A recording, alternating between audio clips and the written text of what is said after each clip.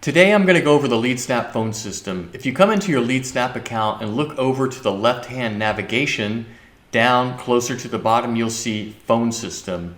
And if you open that tab, you'll see multiple options here, starting with calls, texts, browser phone, call flows, numbers, and regulatory compliance. I'm going to go through each one of these in turn and explain what they are. So first of all, if you click on the calls tab, you'll see the calls that have come in to the system through your phone numbers and lead generation assets over a specific time period that you choose. In my case, I have it defaulting to 7 days. In the last 7 days, I've had 52 calls, 37 unique, 1 over 90 seconds, 8 missed calls, and 5 voicemails. I can also set this to be over 30 seconds, 60 seconds, 90, 120, etc. to filter them out accordingly. And then I have a graph right below that section that shows me the number of calls that have come in through my lead gen assets for each day. And if I had this set for a month, it would be by week, etc. And then below that, I have all of the calls that have come in. I can adjust the columns here that I have showing. In my case, I show the company that the call has come in under, the tracking number, because I may have multiple tracking numbers for each company, the start time and date, the duration. Also under the duration, you'll be able to see the call recording if you have the call recording setting function enabled. In this case, I do. So I can actually listen to the recording here. I can also manipulate the playback speed and even download the recording to send to a client or whatever. And then in my contact, I can see the number of the caller. I can also create tags for opportunities, missed calls, spam, etc., and tag these calls to my liking so that I know exactly what's going on in real time. So that's the calls section in LeadSnap under the phone system. The next section is texts. So if I come in here to the text category, I can see all of the texts that are coming in to all of my lead gen assets. Now, this is not separated by time frame. It's just a string of texts that I can actually use just like I do on my phone, respond to them and text accordingly so that I can respond to leads that are coming in by text. I see more and more that they are. So I'm paying more and more attention to text so that I don't miss any opportunities in that regard, and I can communicate with people right here, texting from my tracking number and all of that. So amazing little browser text section here. And after that, I can go into the browser phone and show you what that's all about. So in the browser phone, I have a dialer where I can come in and dial a phone number and then select the company that I want to call that number from. And even once I select the company, I can select the actual tracking number that I want to call from, and then begin call and have a call right here in the browser phone. Another thing I can do here is I can click this radio button and put in the number for my own phone and then begin call. And when I do that, it's actually going to dial my own phone. I'll answer and it'll say press 1 to connect. And then when I press 1 to connect, it's going to call the person that I want to call from the tracking number that I've indicated here. And I'm still going to be able to talk over my phone. So that's pretty awesome. And that's the way the browser phone works in a nutshell. And if I come over here to call flows, you'll see that it's going to list all the call flows that I have for all of my specific lead gen assets already set up. If I want to set up a new call flow, so when I come in here to create a call flow, I can choose to record the call, and then I always start off with a greeting. And my sort of strategy is to eliminate as many bot calls as I can. So my recording, and I can have recordings uploaded Press here. Press 1 to connect to estimator. See, and then just save it, so I can do that on any call flow. So I say press 1 to connect to estimator. What does that tell them? That tells them that they're in the right spot. They're looking for an estimate. If they're not looking for an estimate, they're in the wrong place, right? But it also eliminates the bot callers because the bots can't press 1 to connect. So that's why I always start my greeting with press 1 to connect to estimator. And then once they do that, I might have the greeting. Well, I have to select. I already selected that. Why isn't it letting me go? Oh, I didn't select it actually. I want to select that. And then once I have that selected, I'll have a second greeting that says, this call may be recorded for quality assurance. So I would put that, say, in a text to voice right here, and have that be the second step. I'm not going to go and do that right now. And then once it says press 1, or it says this call may be recorded for quality assurance, then I'll have it dial a number.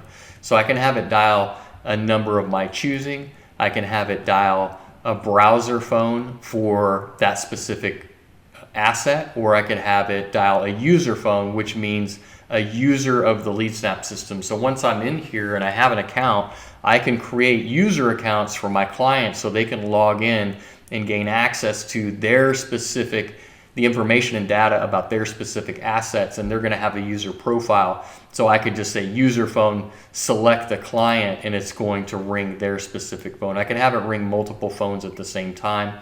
These radio boxes, if I click this one, prevent voicemails and automated systems from answering the call, it will prevent any voicemail and automated system from answering the call and go to the next step in the sequence, so that you can prevent the users or the client's voicemail from answering, or some kind of automated system that's going to put them on hold or something, put the caller on hold.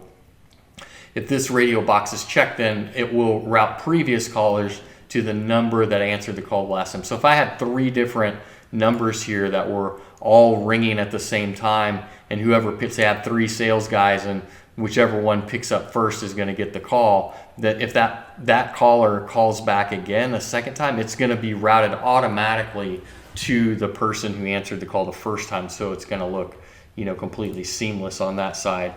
For this particular step, I have a 5-second delay, 10-second, 15-second. So 5 seconds doesn't sound like a lot, but if it's ringing for 5 seconds, people's attention spans are definitely getting shorter and shorter. So we have a 5-second ring, and then it could go on to the next section where maybe it does a round robin. I'm going to have to delete this, or I'm going to have to complete everything before it will allow me to go through.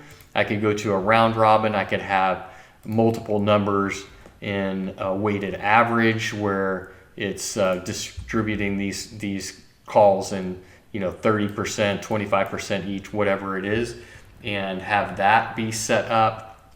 And then again, have the time for ringing before it goes on to the next step. I can also schedule calls. I can go in and schedule branch A is going to go to a certain number or numbers during the working hours. Branch B is going to go to a certain number or numbers during the off business hours. So that schedule is going to be in place. I can also have a menu that you'll be able to choose, connect, press 1 to connect to sales, press 2 to connect to tech or accounting or whatever it is. So the menu is it can always come in handy. I can also automatically add tags based on a specific choice that they are making in the menu selection, for example, that will tag them as a sales call versus a support call or something like that. And then finally, I would go to the voicemail part and set up the voicemail.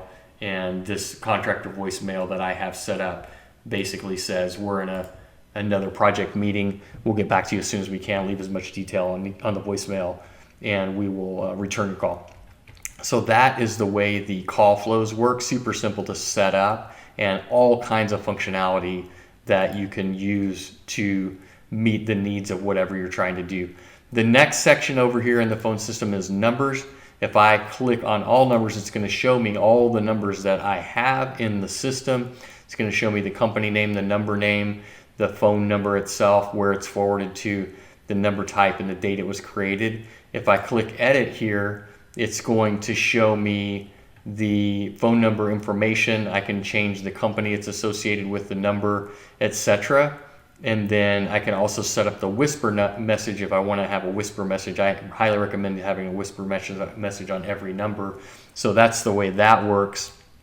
And then on the new number, this is where I would come in and purchase a new number. So if I have this particular company that I'm searching for a number for. I can search under any of these parameters, whether it be country. There are international numbers in most countries, or many countries that you would want one in. You can search by a number specific word sequence or number sequence in the number itself, area code, state, city, etc. So as you can see, if I search in Las Vegas 702, for example, I'm going to have a whole lot of different numbers to choose from, and I can go ahead and choose those in any by state or area code. For example, if I choose Alabama, I'm going to come up with a whole bunch of different options there. So that's the way it works to purchase a phone number in the LeadSnap system. The next section goes into porting numbers. Now, if I'm porting a new number, this interface here gives me the letter of authorization that is going to be submitted to the LeadSnap team to help walk through the porting process with the carrier that is going to be sending the number over to LeadSnap. It also gives all the other information that's needed. And once you put in this porting request, support will help walk through that process. So that is how that works. And then if I have all here, it will show all of the porting requests that I've completed in the past, and I'll be able to go and view them for reference right here in the system.